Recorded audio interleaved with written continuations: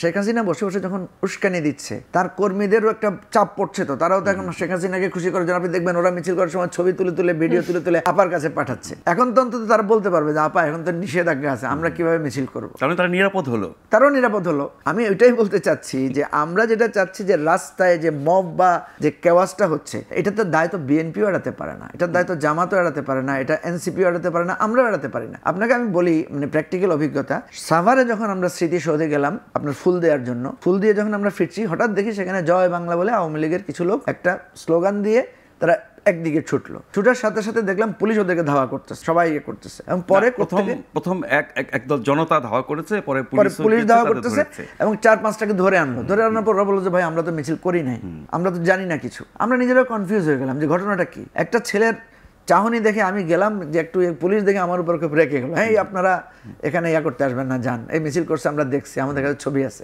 তো এখন এই ঝামেলাগুলো করার দরকার কি? যখনই সে নিষেধাজ্ঞা থাকবে, যখন তার ব্যাপারে একটা ইনজাংশন থাকবে, তখন আপনি করবেন, মানে এই ধরনের ঘটনা তখন এড়ানো যাবে। এখন আমার কথা হচ্ছে যে বিএনপি বলছে যে আমরা এটা চাই না, কিন্তু রাজপথে তো বিএনপি নিষেধাজ্ঞা আরোপ করে ফেলছে। জামাতের লোকেরা তো বলছে যে আমরা বিএনপি নিষেধাজ্ঞা, আওয়ামী লীগ নিষেধাজ্ঞা মাফি করে দিয়েছে, জামাতই তো যাই একসাথে যাই ধরতেছে আওয়ামী লীগকে।